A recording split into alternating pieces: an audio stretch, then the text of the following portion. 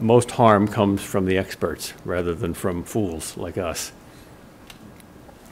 Lewis says elsewhere, there's two reasons for preferring a democracy, the bad one and the good one.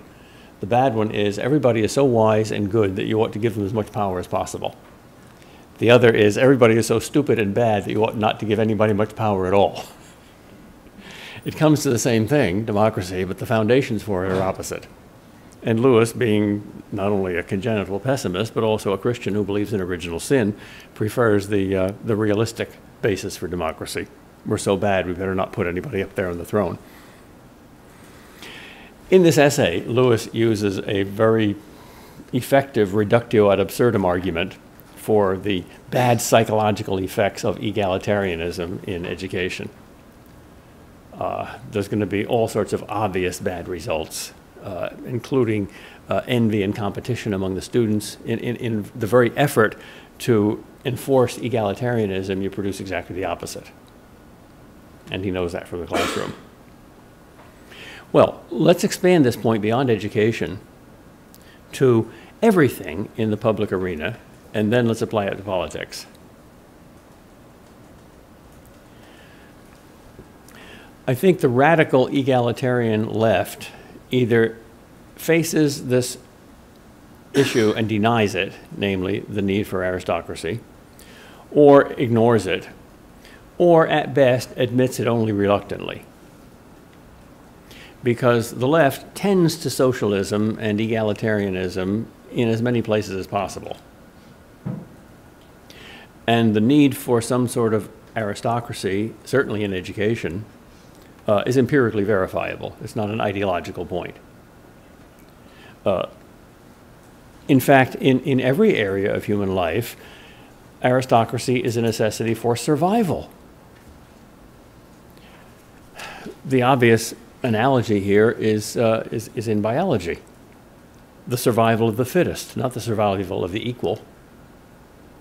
Anything in nature survives if it is superior, and it does not survive if it is inferior. That's a basic law of nature, because everything in nature is made of matter, and matter is essentially competitive. Here are two big animals. One is a little bigger than the other. They're going to fight. Which one's going to win? The biggest one. Or here are two animals competing for a piece of food, a big one and a little one. Which one's going to win? The bigger one, or the faster one, or the smarter one. But two particles of matter cannot occupy the same space at the same time. And if they're in competition, it's either or. Either I'm here or you're here. The fundamental law of nature is the principle for the old grade B Western. This town ain't big enough for both me and you, partner, and one of us is going to leave, and it ain't me, so goodbye. Now, the law of spirit is exactly the opposite. Materially, all particles of matter are in competition.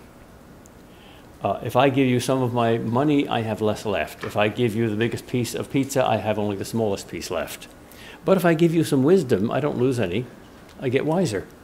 If I give you some love, I am not bereft of love. I'm automatically enriched. If I share some beauty with you, that doesn't make me ugly. Just the opposite. So spiritual goods multiply when shared, whereas physical goods diminish when shared. But since physical goods diminish when shared, anything in physical nature is essentially competitive. And therefore, the superior survives and the inferior doesn't. Now, that's true of biological nature. Is it true of politics? Is it true of states? Well, that depends on whether states have a nature. You see, what I just said about matter, I use the word nature in an ambiguous way. Do I mean by nature simply matter? Or do I mean by nature anything that has a nature, has an essence? Well, since I'm not a nominalist, I believe that there are essences, and therefore things have natures, whether they're made of matter or made of spirit. So I'd like to use the word nature in the broad, old sense of the word. We have a soul. It has a nature. We also have a body. It has a nature. The body is part of material nature. The soul is not. But both have a nature. So if everything has a nature, then a state also has a nature. A state cannot violate this fundamental law that everything that is has a nature. And therefore, this must also apply to the state. Any universal principles will apply to everything.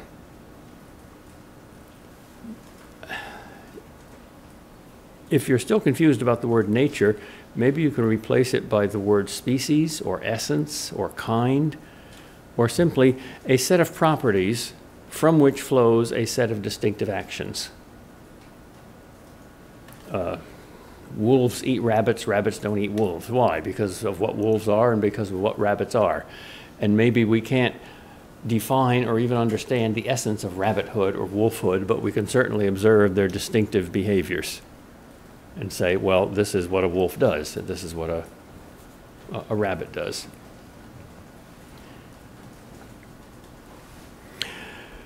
All right, since everything has a nature, and therefore the state has a nature too, this principle that everything in nature works by a kind of aristocracy has got to be true of states also.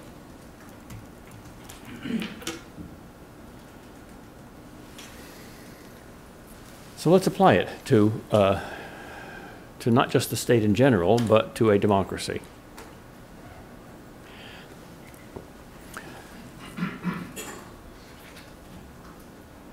A democracy will work only if the citizens are wise. What is wisdom? Wisdom is discrimination. Wisdom is intellectual aristocracy. Wisdom is choice between a stupid idea and a wise idea, a bad idea and a good idea. In a monarchy, you don't need wise citizens. You just need obedient citizens. In a democracy, you need wise citizens because ideas are not equal. So unless citizens are judgmental, unless citizens discriminate, democracy won't work. Imagine a monarch who treats all his ideas as equal. He'll never make a choice. He'll try to patronize every idea and every policy and be terrified of offending any idea or discriminating against any idea, and he won't do anything. Or he'll do a little bit of everything and therefore nothing. It's intriguing that the words discrimination and judgmentalism are almost always negative in connotation today. There is a proper negative connotation. We shouldn't be judgmental in the sense of being prejudicial against people, and we shouldn't discriminate in an unjust way, but justice means discrimination as well as indiscrimination, because justice means treating unequals unequally, and that's discrimination, as well as treating equals equally, and that's undiscrimination. So to contrast justice with discrimination is to forget half of justice. If you get an A and you get a C and you get an F, and I don't discriminate and I give you all the class average of a C, well, that's good Marxism, but it's not justice. And if we don't discriminate, then we'll be like Eve. We'll buy into the devil's advertisement. We'll be suckers. Advertising, by the way, is the world's oldest profession. It was invented in the Garden of Eden. See this apple? You need this apple. Price one soul. You can do it. At this point, I can't resist the temptation to tell you my favorite lawyer joke. The devil comes into the lawyer's office. He's very rich. The lawyer says, "What can I do for you?" And the devil says, "No, it's what I can do for you. I can make you richer than Bill Gates, more famous than Alan Dershowitz. All you have to do is sign over your soul and the soul of your wife and children and grandchildren and all your descendants down through all the generations." The lawyer narrows his eyes and says, "So what's the catch?"